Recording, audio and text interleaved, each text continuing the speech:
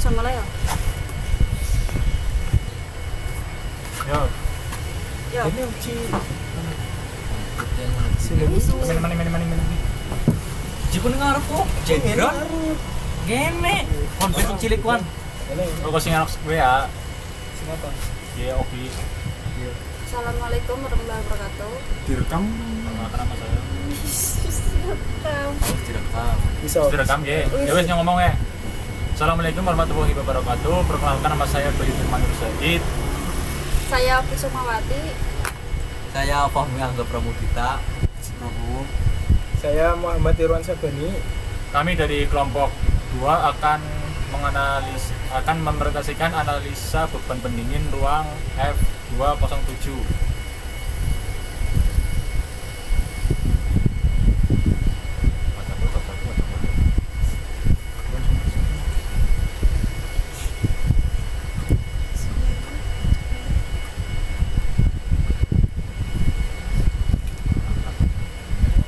Bab 1 pendahuluan. Latar belakang masalah ruang F208 adalah merupakan ruang kuliah mahasiswa teknik di ruang mahasiswa.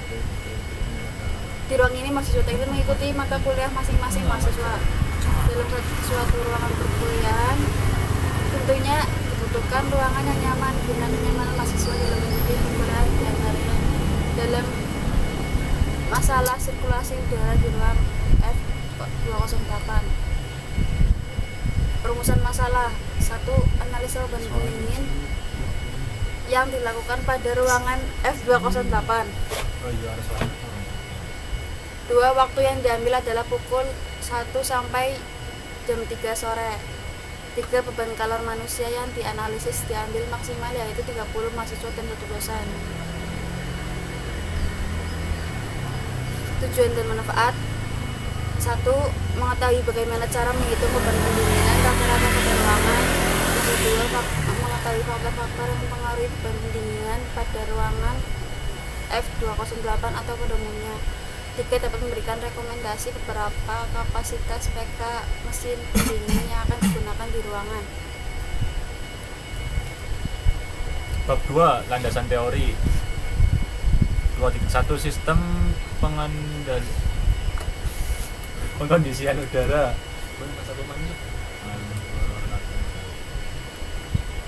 Teknik pengkondisian udara adalah teknik memindahkan panas dari atau ke suatu ruangan sehingga diperoleh temperatur dan kelembapan udara yang diinginkan. Mesin yang dapat melakukan perpindahan itu adalah pompa kalor. Ada 2 macam pompa kalor, bergantung dari kebutuhan akan panas atau tidak membutuhkan panas. 2.2 Perhitungan beban pendingin. Guna menyederhanakan perhitungan beban pendingin itu dibagi dalam beberapa macam beban panas tergantung dari asalnya panas itu bersumber. Setelah didapatkan beban panas atau tiap sumber baru dijumlahkan untuk mendapatkan jumlah total beban pendingin yang harus diatasi oleh mesin pendingin. Untuk sistem pendinginan komersial, jumlah beban pendingin dibagi atas 4 kelompok beban panas secara terpisah, seperti misalnya 1. Beban panas dari dinding. Walaupun dinding bagian dalam diisolasi, tetapi karena tak ada isolasi yang sempurna, maka tetap terjadi perpindahan kalor dari panas ke dingin. 2. Beban panas dari pertukaran udara. Pada saat pintu ruangan yang dikondisikan terbuka, udara panas dari luar akan masuk menggantikan sebagian udara dingin yang ada di dalam ruangan. 3. Beban panas dari produk. Panas dari produk yang didinginkan sampai dapat mencapai temperatur kamar pendingin merupakan beban yang harus ditanggulangi mesin pendingin. Macam-macam produk dapat didinginkan seperti misalnya bahan makanan dan juga elektrobalas. 4. Beban panas dari alat-alat. Selain berbagai beban di atas, ada juga beban tambahan seperti misalnya pada saat ada beberapa pegawai operator yang bekerja untuk selang waktu tertentu, juga adanya perlengkapan lain yang dipakai seperti lampu, kipas angin, dan lain-lain. 2.3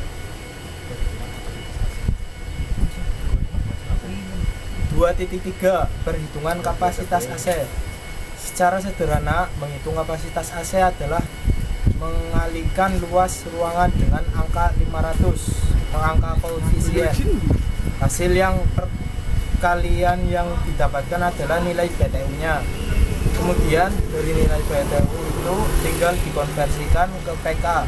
Perhitungan sesungguhnya cukup rumit karena harus memperhitungkan bahan-bahan perabot yang digunakan dan juga jumlah jendela yang ada.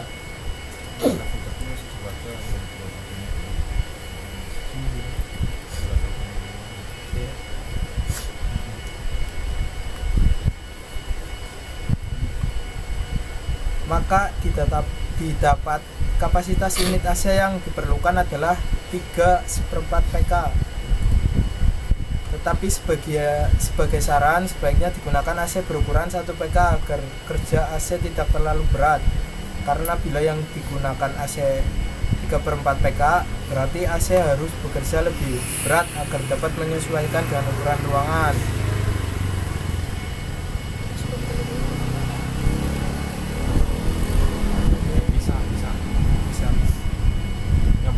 Misal, ruang berukuran 3 meter kali 6 meter atau 10 kaki kali 20 kaki, tinggi ruangan 3 meter. Tidak berinsulasi, dinding panjang menghadap ke timur, kebutuhan BTU 10 kali 20 kali 18 kali 10 kali 17 per 60 sama dengan 10.200 BTU alias cukup dengan 1 PK. Bab 3 metode penelitian. 3.1 metode penelitian. Metodologi penelitian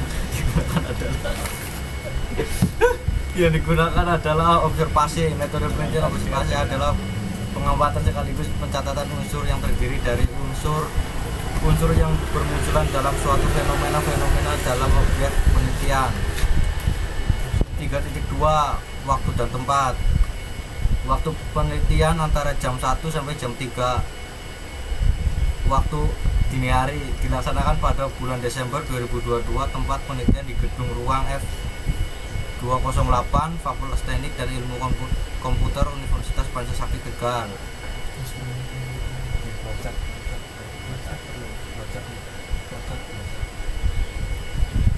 Flowchart atau diagram alir penelitian, mulai kemudian tinjauan pustaka, pengambilan, perhitungan beban, analisa beban, kesimpulan, sales. Kemudian instrumen penelitian, alat yang digunakan dalam penelitian, alat penggaris, alat hitung, alat tulis, kalkulator, kamera HP, kemudian data ruangan, pena ruangan.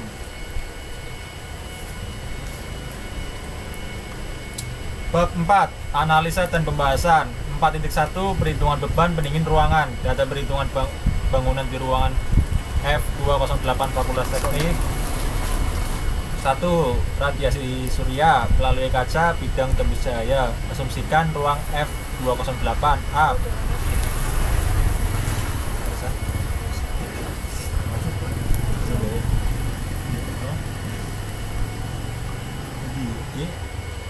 4.2 manusia. Pembahasan ini akan dibatasi oleh waktu pengamatan dari pukul 8 sampai 4 sore hari yang terletak di ruangan F208 dengan asumsi jumlah orang maksimum adalah 30 orang. Beban pendingin akan dihitung per 2 jam.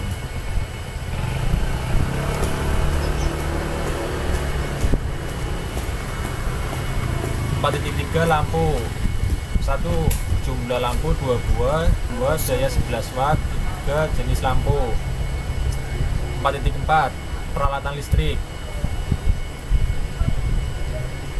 4.5 aliran udara yang melalui pintu. 4.6 kapasitas AC. Bab 4 penutup. Bab 5 penutup.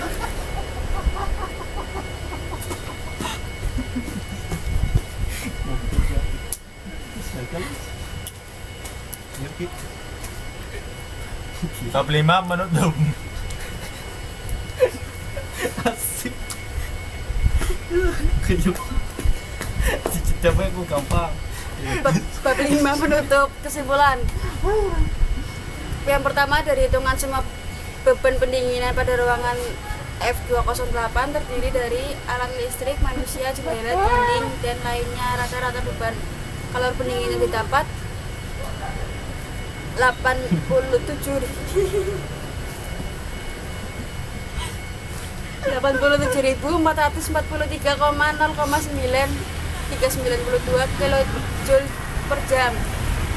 2. Besaran kapasitas mesin pendingin yang harus dipakai di ruangan F208 adalah 2 PK. Saran 1. Untuk pemasangan AC hindari terkena matahari langsung. Yang kedua, untuk pemasangan outdoor disarankan di kondisi yang teduh dan mudah untuk pembuangan dan harus menyediakan ruang bebas di sis, yaitu dengan rincian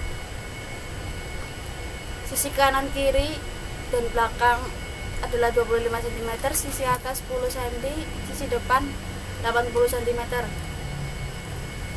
Sekian dari kelompok kami, kurang lebihnya mohon maaf. Assalamualaikum warahmatullahi wabarakatuh. Waalaikumsalam warahmatullahi wabarakatuh. Wis lah. Jadi apa sih? Maksudnya udah suara karek, kalau